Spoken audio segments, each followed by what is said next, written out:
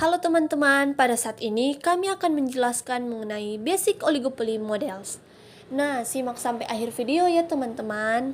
Sebelum kita masuk dalam materinya, ada kata motivasi nih buat kalian.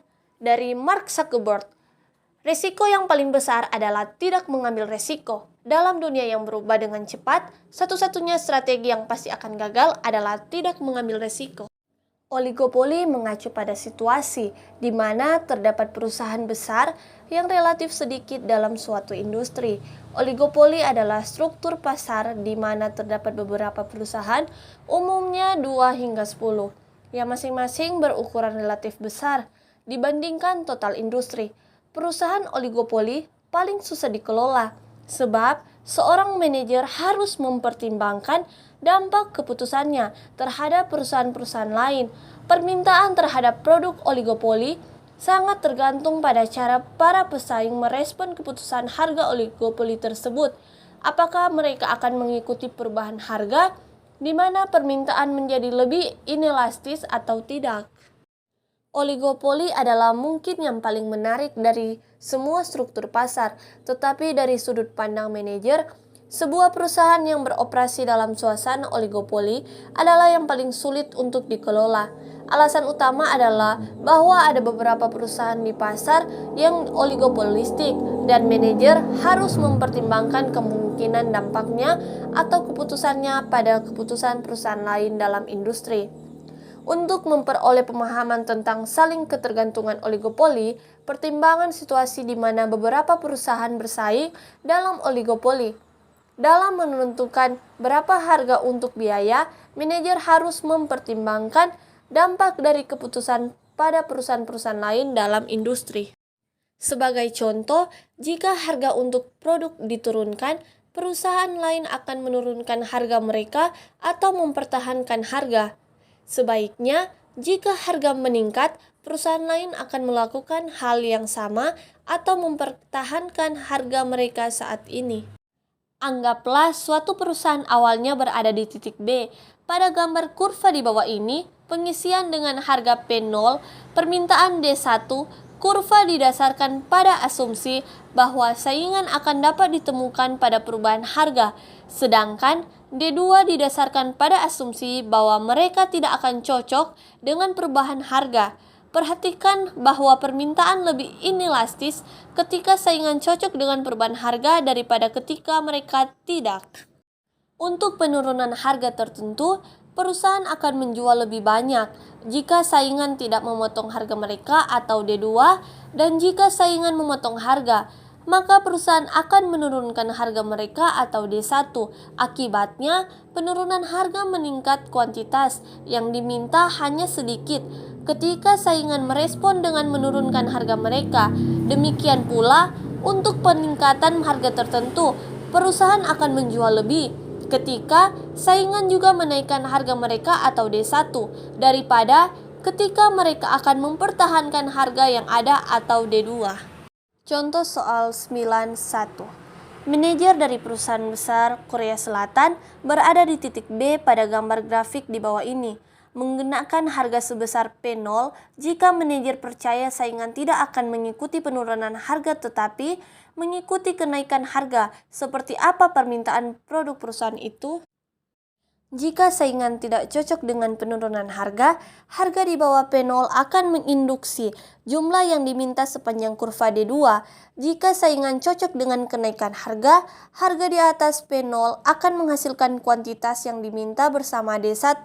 Jadi, jika manajer yakin saingan tidak akan cocok dengan penurunan harga, tetapi akan cocok dengan kenaikan harga, kurva permintaan untuk produk perusahaan pun digambarkan dalam CBD2.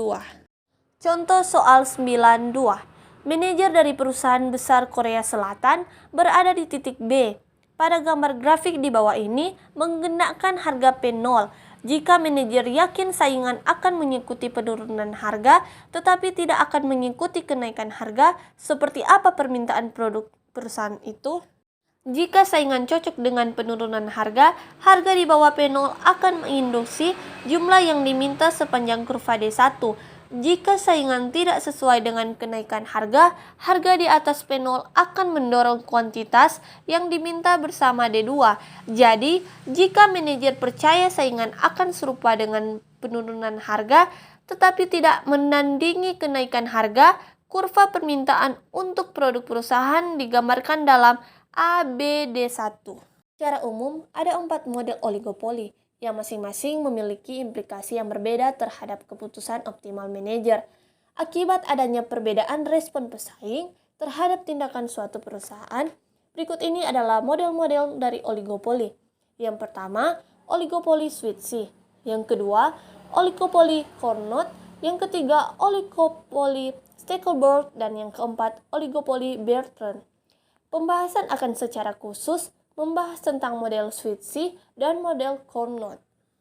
Model switchy didasarkan pada asumsi yang sangat spesifik tentang bagaimana perusahaan-perusahaan lain akan menanggapi kenaikan harga dan potongan harga, di mana terdapat beberapa perusahaan yang melayani para pelanggan.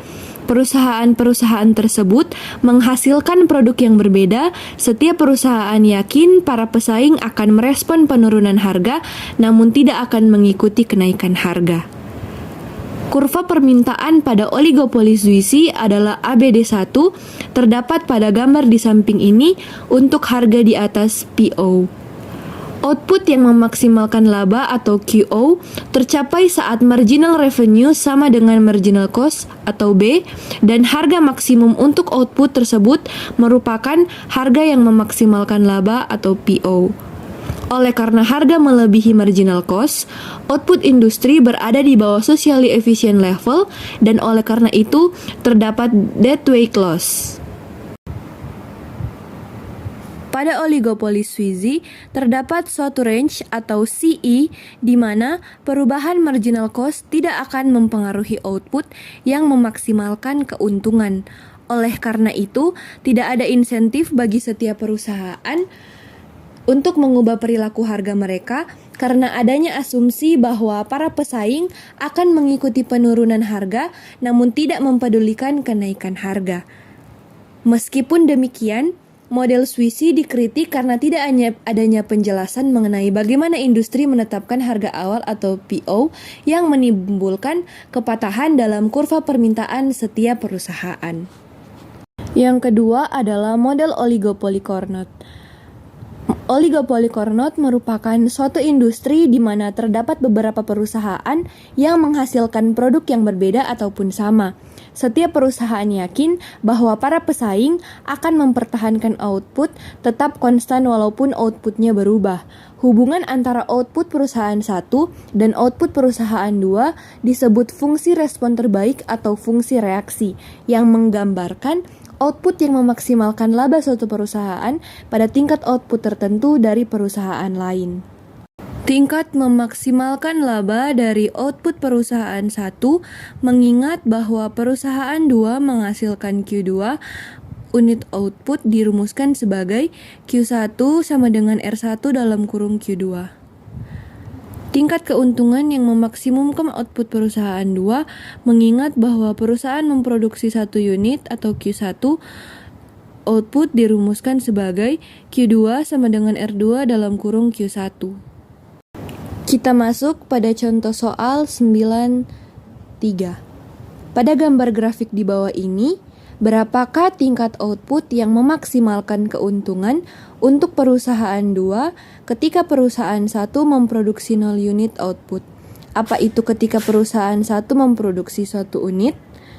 Jawabannya, jika perusahaan 1 menghasilkan 0 unit output, tingkat output akan menghasilkan keuntungan untuk perusahaan 2 akan menjadi QM2, karena ini adalah titik pada fungsi reaksi perusahaan 2 yang sesuai dengan unit 0 dari Q1.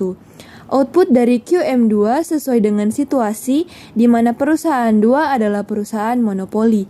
Jika perusahaan 1 memproduksi Q1 unit, tingkat output yang memaksimalkan laba untuk perusahaan 2 adalah Q2, karena ini adalah titik pada R2 yang sesuai dengan output Q1 dari perusahaan 1. Untuk memaksimalkan keuntungan, seorang manajer dalam sebuah oligopoli Carnot menghasilkan di mana pendapatan marginal sama dengan biaya marginal. Berikut dirumuskan permintaan pasar di duopoly Carnot berproduk homogen. P sama dengan A kurang B dalam kurung Q1 ditambah dengan Q2, di mana A dan B adalah konstanta positif, maka marginal revenue untuk perusahaan 1 dan 2 adalah, bisa teman-teman lihat yang sudah tertera di layar. Perhatikan bahwa marginal revenue untuk setiap perusahaan oligopoli Carnot tidak hanya bergantung pada output perusahaan sendiri, tetapi juga pada output perusahaan lain. Secara khusus, ketika perusahaan 2 meningkatkan outputnya, perusahaan marginal revenue 1 akan menurun karena peningkatan output oleh perusahaan 2 dapat menurunkan harga pasar sehingga marginal revenue perusahaan 1 lebih rendah. Dan selanjutnya, fungsi reaksi di duopoly Carnot untuk fungsi inverse permintaan linear dengan rumus yang sudah tertera di slide berikut ini. Dengan fungsi biaya dan fungsi reaksi. Sekian dari kami. Terima kasih.